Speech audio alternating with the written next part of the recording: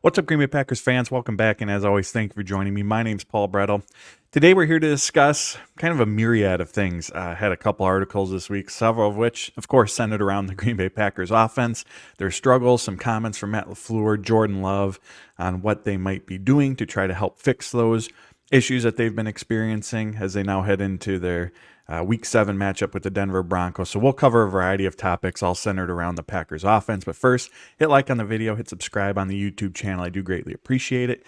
You can follow me over on Twitter at Paul_Brettel, and you can find all my work over at Packers Wire. So where I want to start here is Jordan Love spoke to us on Wednesday, as he always does, and one of the kind of my key takeaways from some of his comments was him saying that he wants there to be a greater emphasis on his part in terms of taking what's available in the passing game instead of always trying to push the ball downfield.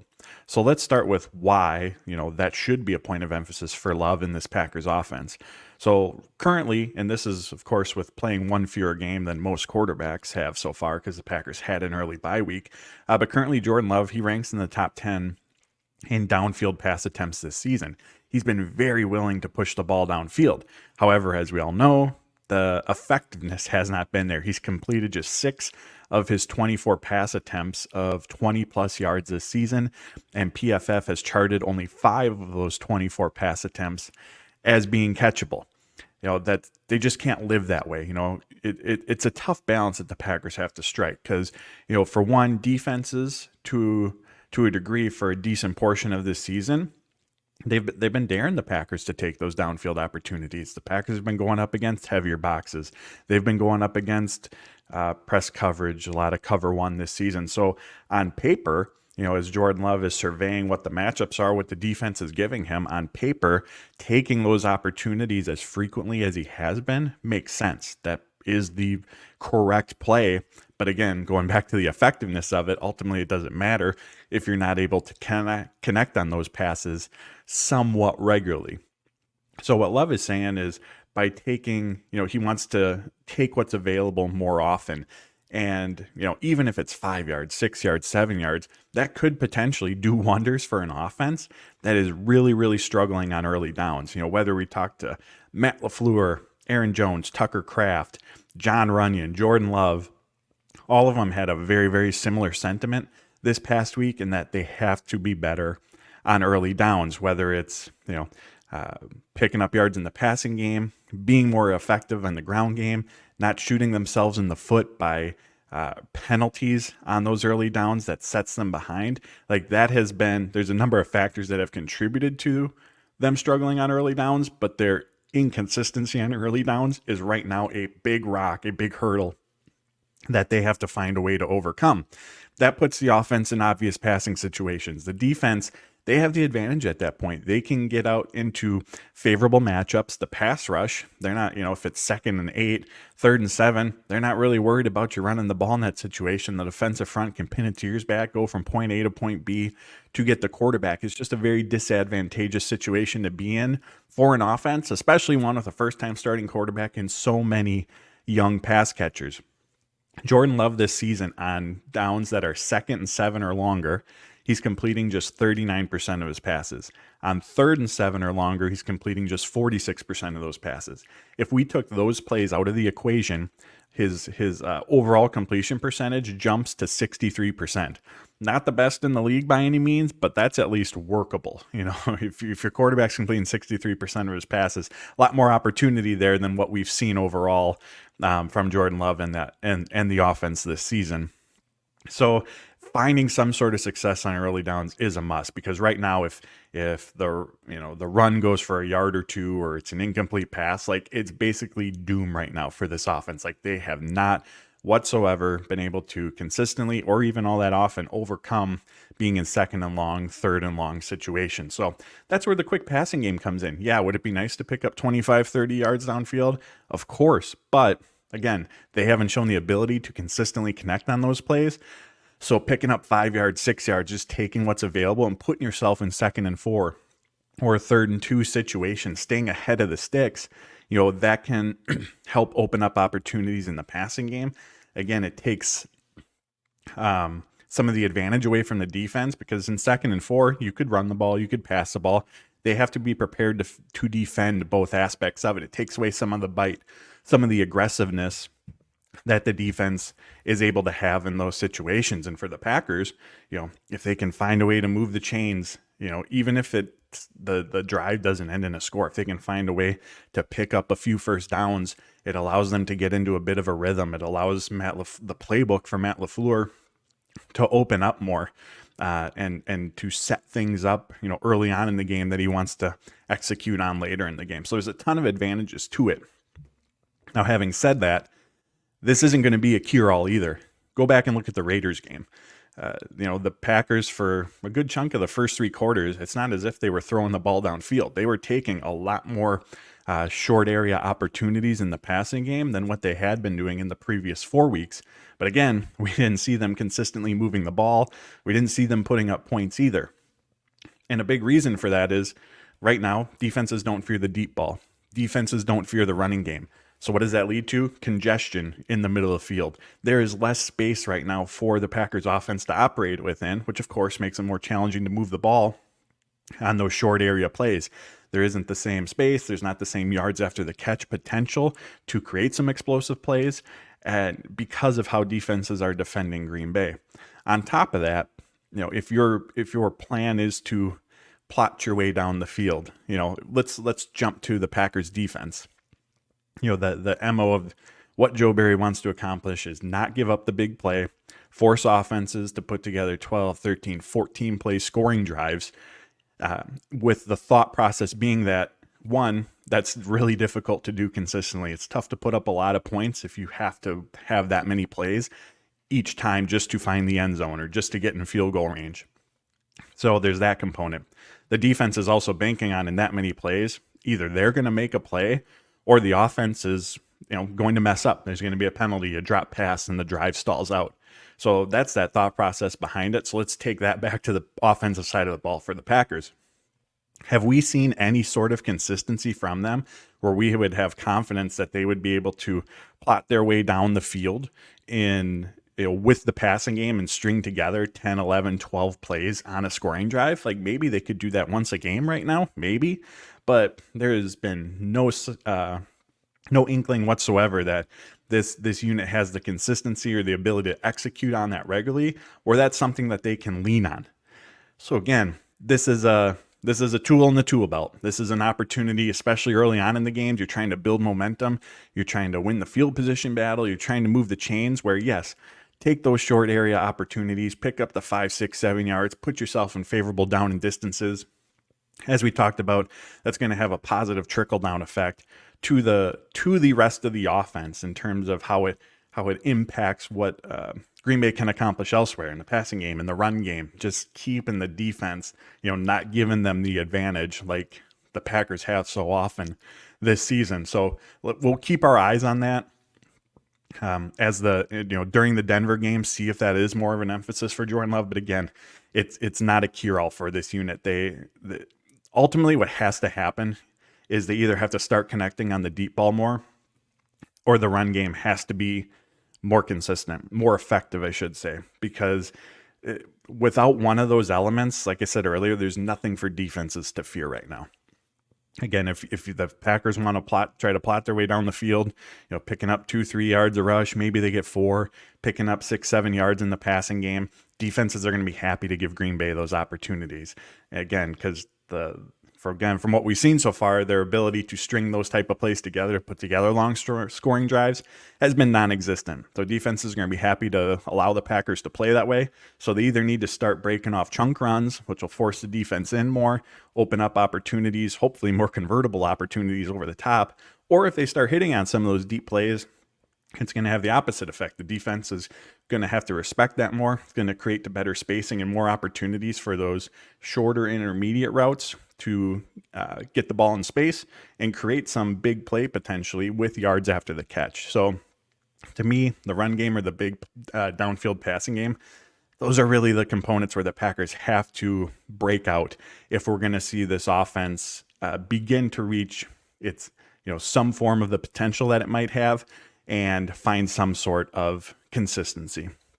With that, let's transition to Aaron Jones. He's listed as questionable for the Denver Broncos game. He's been limited in practice all 3 games. If he's available, and again, if he's able to play at full capacity, there's no reason that he should not get 20 plus touches in this game. Again, if he's on a full snap count. This is a Denver defense that statistically is, in most key categories, either the worst or one of the worst teams in football this season. And even if we were to remove the Dolphins game where they gave up 70 points, statistically, they are still one of the worst defenses in football. And they struggled in particular against running backs.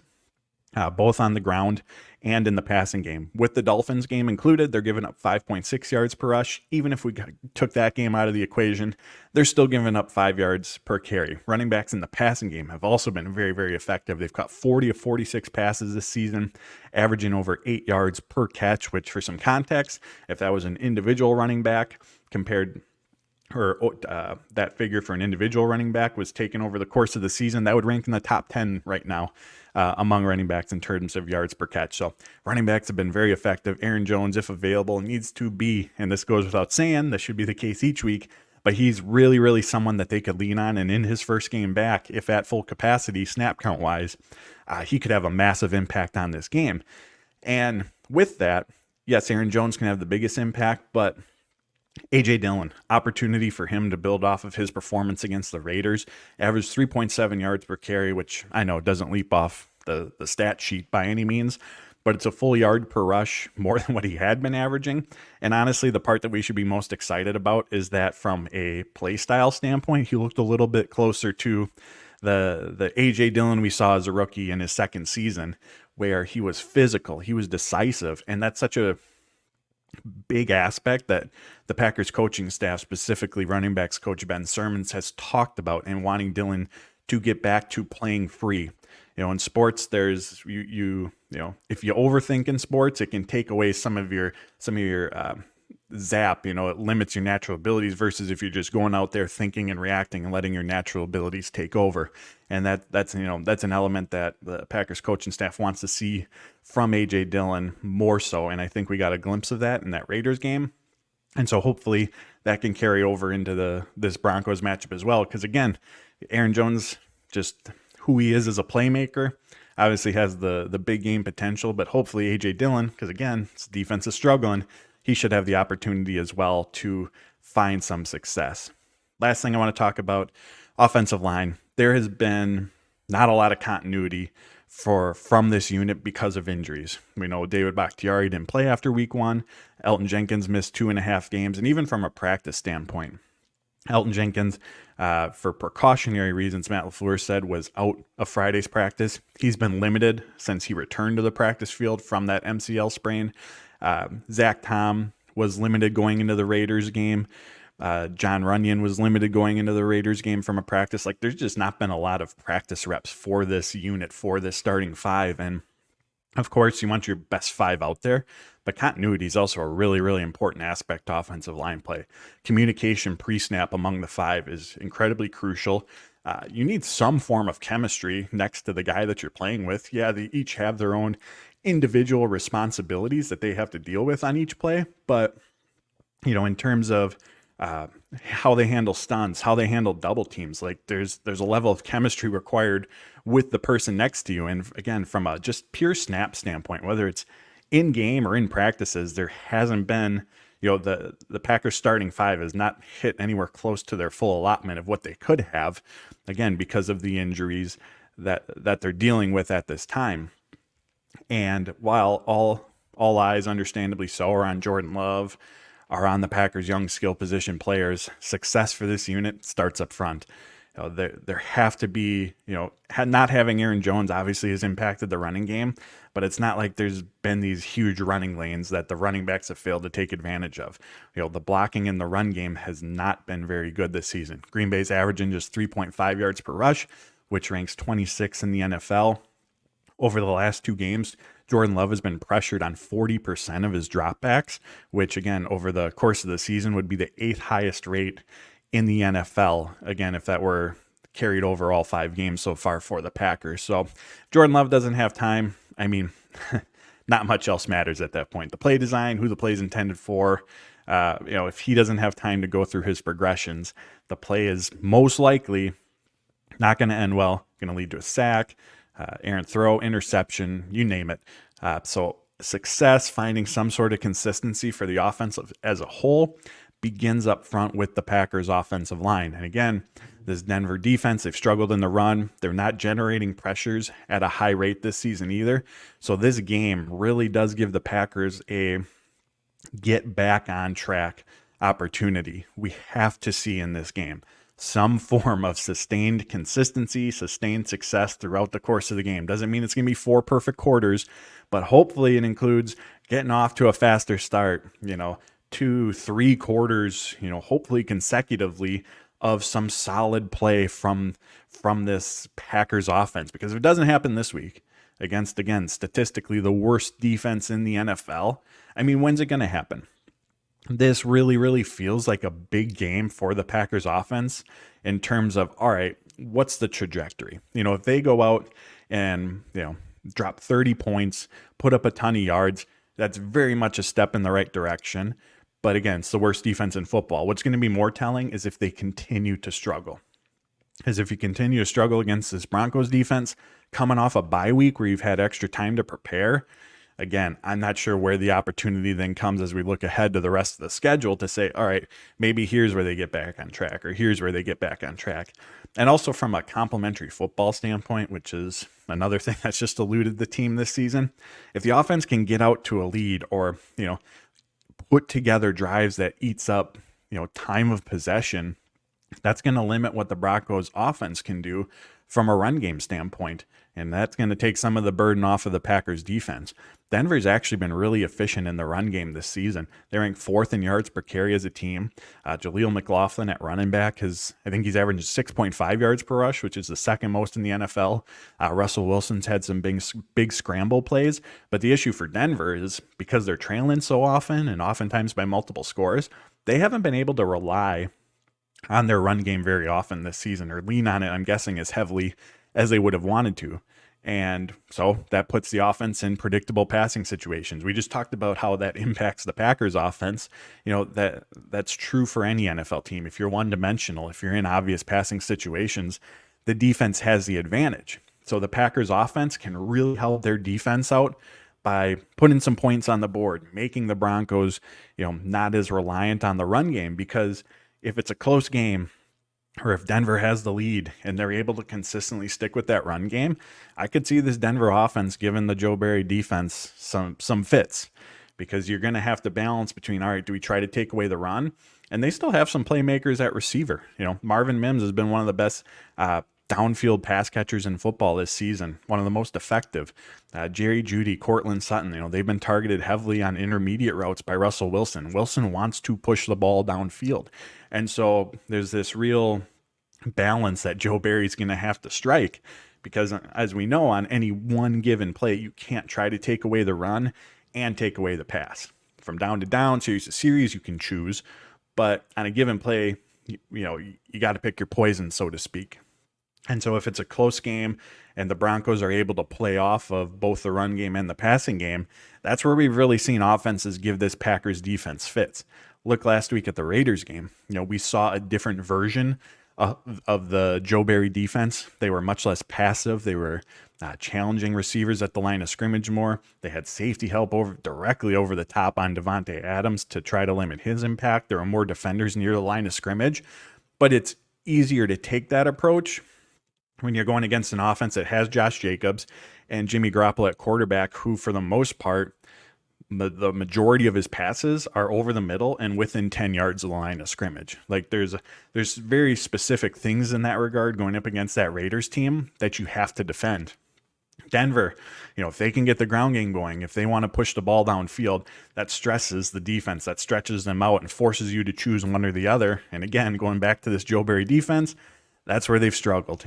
If there's one aspect, one element to the offense that they can really hone in on, it's when they've had their best performances. But, when it's kind of one or the other, that's where they've really started to struggle. So front seven for the Packers, going to be really, really crucial that they do their best to try to limit the Broncos run game. But again, complementary football, the offense can do provide the defense with a lot of help by putting up points on the board and controlling the time of possession. So there you have it, my friends. My look at the Packers offense and what ended up being a little bit of a preview of this upcoming Broncos game. As always, I appreciate you tuning in. Hit like on the video, hit subscribe on the YouTube channel. I do greatly appreciate it. You can follow me over on Twitter at Paul_Brettel, and you can find all my work over at Packers Wire. So until next time, friends, take care, stay safe, and as always, go Pack.